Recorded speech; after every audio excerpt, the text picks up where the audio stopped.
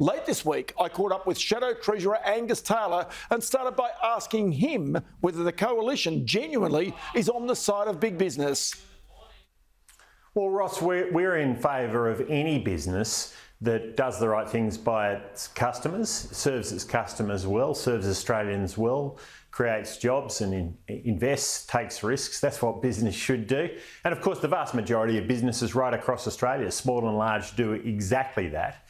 And we're always going to support business to do that. Look, we're the party that believes that the private sector drives the economy, drives job creation. It's not the public sector. It's not government. It is the private sector.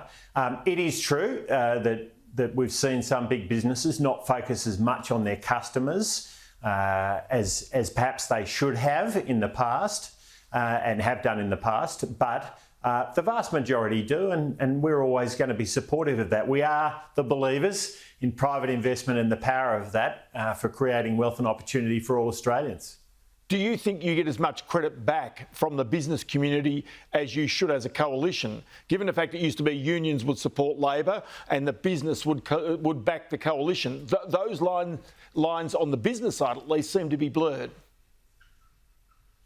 Well, look, there's no doubt, Ross, that in recent times we've seen a number of big businesses take strong political positions, and sometimes on issues that are not really directly related to their own business. And of course, that is going to attract some criticism when we disagree with those positions, and people have got to expect that. I mean, if business wants to stray outside of its knitting, if it's not going to stick to the knitting, then it's in the political fray, and there'll be debate about those issues, and that's appropriate. There were many businesses took strong positions on The Voice, which are at odds with our position, for instance, and we made clear our views on that, and I think that's to be expected. But I think the role of business, I've worked in business, unlike most on the other side of politics, all of my career before coming into politics, and the role of business is to serve its customers well, create opportunities for all. And when business does that, it is doing a great thing. It's a noble thing, an important thing, and it's good for Australia. Well, what business wants right now is better economic conditions. Inflation this week for April came in higher than anticipated, which of course puts pressure on the Reserve Bank, if not to raise rates, but then to keep them higher for longer. The big question here is whether government right now with its spending is acting contrary to the interests of where the Reserve Bank wants our economy to be. Well, that's exactly right. I think that's exactly what is happening, Ross. And we're seeing inflation accelerating here in Australia. It's going up, not down. We are the only one of our peer countries that's seen accelerating inflation since December, and that's a real concern. We're also seeing the bond market sending a very strong message that they don't expect any interest rate cuts in the next 12 months. Indeed, if anything, they see the potential for an increase, and that's a huge concern. Now, when you've got the government with its foot on the accelerator as the Reserve Bank is trying to put the foot on the brake, you wreck the engine. And that is exactly what we're seeing right now with upward pressure on inflation and yet a GDP per person recession. We've now had 4 quarters where the economy on a per person basis has not been going forward. In fact, 3 quarters going backwards. I mean, this is truly a disastrous situation. We needed a budget that made life easier, made the work of the Reserve Bank easier than it otherwise would have been, but we got a budget that's made it harder for the Reserve Bank, and that's why the expectation now is that interest rates are going to be higher for longer. So the government has taken in over the past couple of years tens of billions of dollars in extra taxes from bracket creepers. Wages have risen, pushing people up into higher tax brackets. Some, such as the former head of economics at the Reserve Bank, Lucy Ellis, now at Westpac, says that those tax brackets should be indexed so that people's taxes effectively stay in line with where inflation is going. What's your own view on that? Well, the first point I'd make about this is she's absolutely right that bracket creep is taking from the pockets of Australians. We've seen a 23% increase in personal income taxes being paid in the last 2 years since Labor's come to power, and that's been a very significant factor in the collapse in disposable incomes, real disposable incomes of Australian households. And this is a remarkable collapse in their incomes driven by a combination of higher interest rates, higher taxes and of course higher prices. But the best way to beat bracket creep is to get inflation down.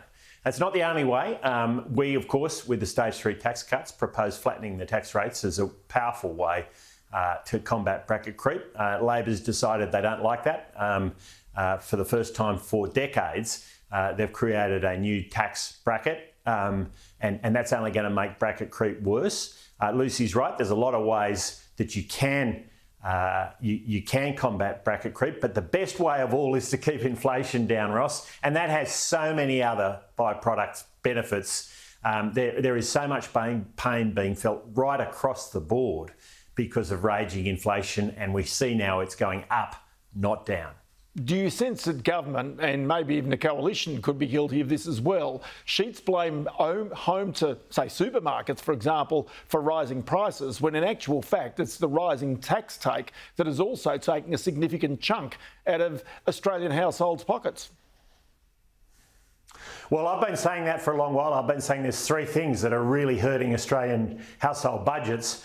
Number one is higher prices. Number two is higher interest rates. But number three, and this is a very big factor, is higher personal income taxes being paid. I mean, 23% in 2 years. A very small, or some proportion of that is population growth, but it's relatively small. The big chunk of it is each individual Australian household paying more personal income tax, and it is absolutely having a huge impact on Australian households. You'd think, by the way, given that, you'd be seeing downward pressure on inflation, but when the government replaces household spending with its own spending, well, this is what you get. And this is absolutely the wrong approach that Labor is taking. This was the wrong budget for the times. We've heard that from economist after economist. I know you've heard that from many people, Ross, this is truly the wrong budget for the times. OK, can I take you to migration, because both parties are now committing to lower migration?